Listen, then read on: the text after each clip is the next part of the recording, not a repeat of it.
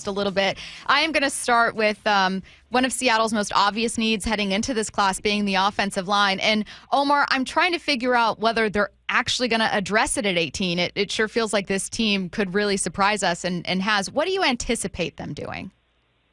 Yeah, I think that would be a safe bet. I think building through the offensive line is somewhere to go at 18. It was interesting you mentioned offensive line. Mike Vrabel was just asked about it when he had his pre-draft press conference over in New England and asked if, them at number 4, if there was enough or an impactful enough offensive lineman to take one at that number. And he certainly said, obviously you want to have impact players when you draft that high and just bigger picture in the first round. But he said there's a lot of day one projected starters in the offensive line for this draft, specifically at tackle.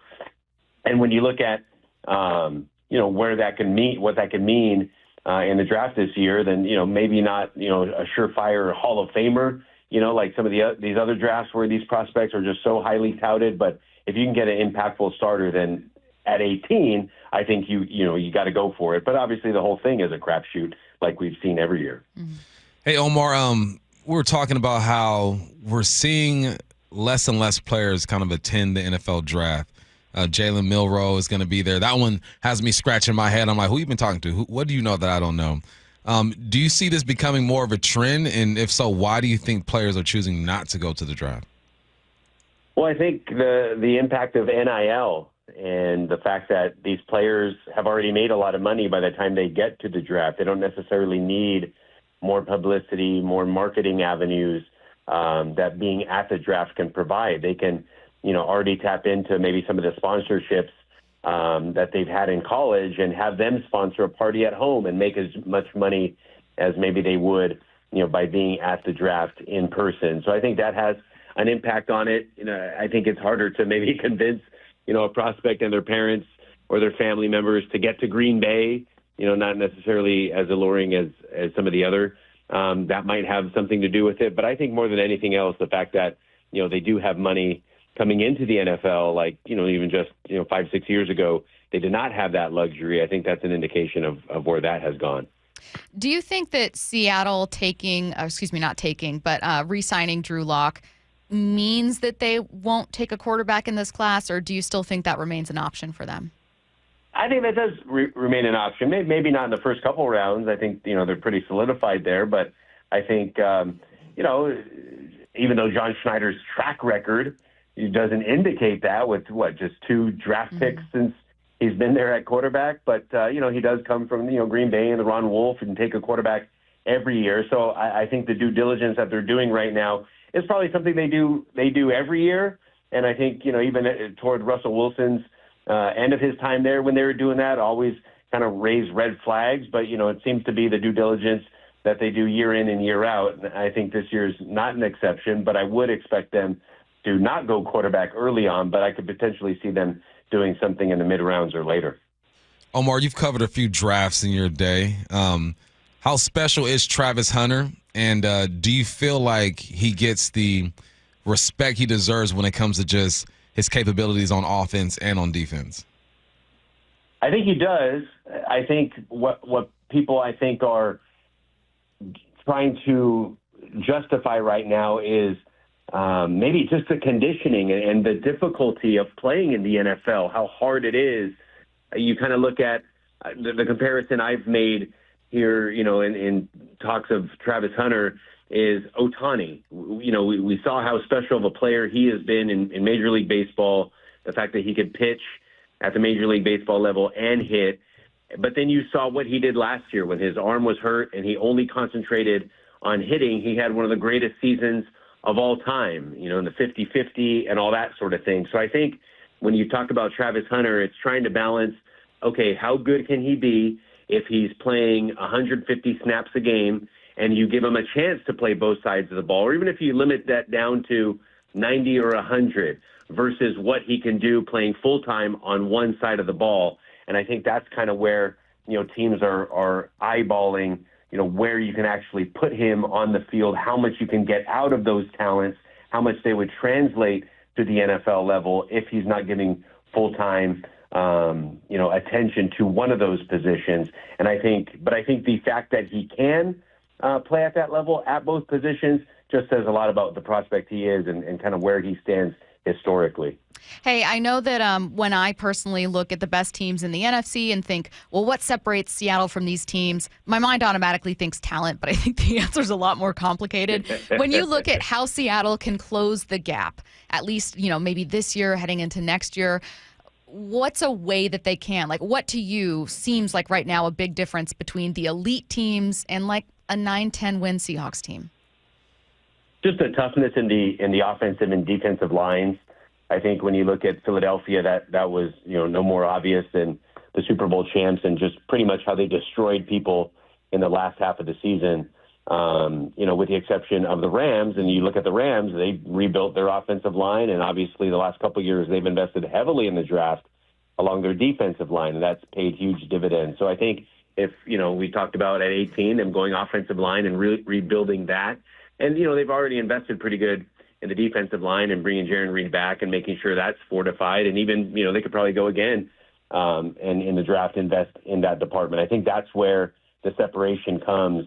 I think Sam Darnold having to kind of play at that really good level again, like he did in Minnesota, that would, help elevate them. And if he can be consistently that quarterback that we saw in 2024, if that comes to fruition in 2025, that's another way to close the gap. But I think it starts and stops with the trench play, because I think, the teams that can do that most securely are the ones that – because remember, the Rams last couple of years, it's supposed to be rebuilding for them. They won the Super Bowl.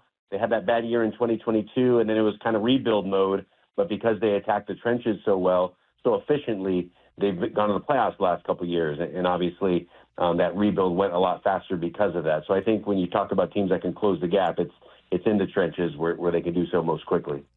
Hey, going back to the Seahawks, is there a position that you feel like they must draft? Besides offensive line, we all know that everyone wants them to draft at the O-line spot. But do you see a position that seems a bit weak to you or lacking depth?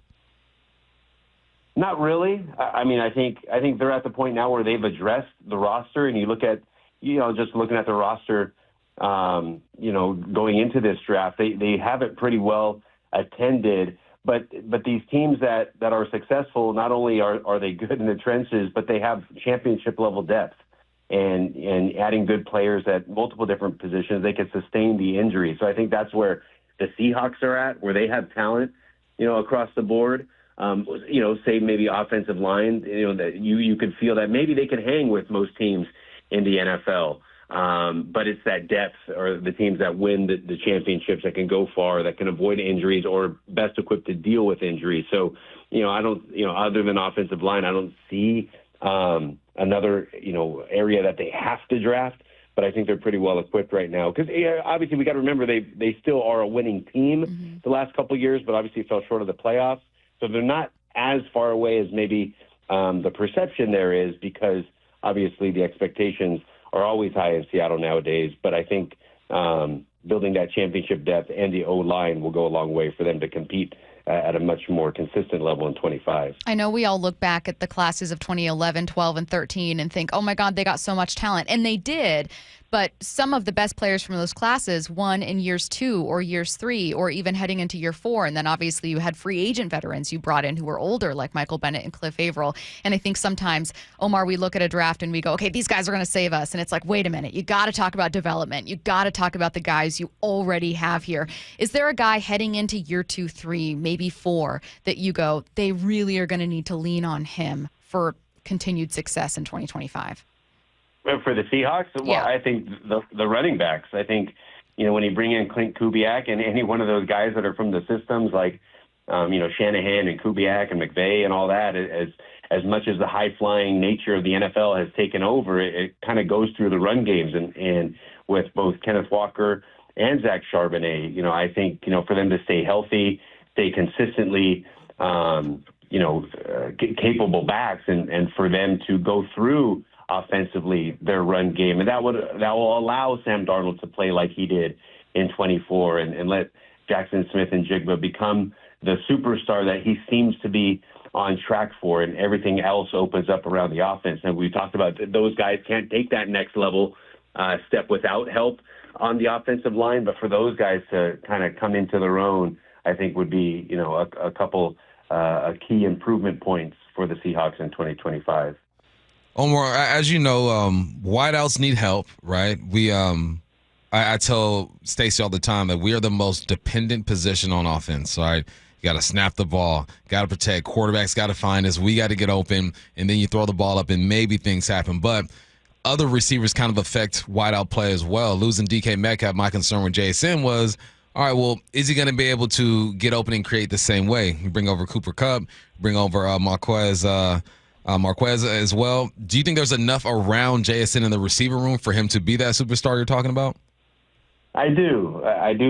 Cooper Kupp, I think, has a lot to prove. I think he's going to want to show out in 2025 after essentially being written off by the Rams. And Marquez Valdes-Scantling, the thing, he's played with Patrick Mahomes and Aaron Rodgers and, Josh Allen and been around all these, talented quarterbacks. I think he can bring a lot to the table. But I think more than anything that those two in particular bring is the championship mentality. Both of those, guys have 3 Super Bowl titles collectively coming into that wide receiver room. And I think that could rub off on JSN and kind of help him know what it takes to be at that championship caliber level to take his game, more so maybe even than X's and O's. But I still do think Cooper Kupp has a lot left to prove.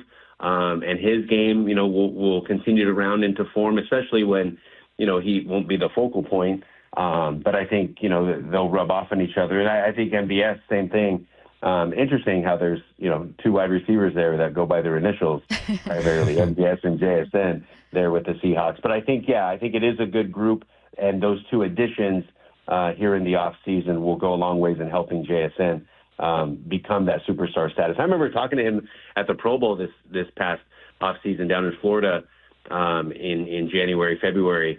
And he seemed excited. This is obviously before, the Tyler Lockett was released and DK was traded, but he seemed excited, like ready to take that next level. And whoever the quarterback was going to be, he thought obviously it would be Geno at that time, that he'd be ready to take that next step and looking forward to becoming that superstar status and putting even more on his plate. So I think he's ready, and the personnel that you mentioned will be ready to help him in that regard. Hey, Omar, I know we brought you on to talk about the draft, but given that we've just been talking about Cooper Kupp and Marquez, I'm curious what you made of the Seahawks offseason so far, because I saw some critiques about the free agents they signed, but I was partial to them. What do you think? Well, I liked it. At first, when they got rid of DK and Tyler Lockett, 2 players that, we'd come to know as heart and soul type of players, kind of foundational pieces for that team, and then trading Geno, and you're wondering, hey, what's going on? It seems like a panic type of move because, they had been so close, but, close doesn't cut it in Seattle, and remaking their roster on the fly like this with Darnold and Kupp and MVS and the guys that we talked about. I think they not only brought in good players, good people, kind of championship caliber type of players, but also, ones that complement, like we just talked about with Cooper Kupp and MVS with JSN, ones that can complement who they currently have. And we saw the sort of impact Ernest Jones had on the roster last year, and bringing those type of players here in the offseason to help in 2025, I think says a lot about where the Seahawks are going and how, kind of close is not the standard, and they're going for it here in Mike McDonald's second year. He is NFL Network's Omar Ruiz, kind enough to join us on the Emerald Queen Casino Sportsbook Hotline. Thanks, Omar. Have a good one. Thanks, Omar. Okay, you guys too. Enjoy the draft.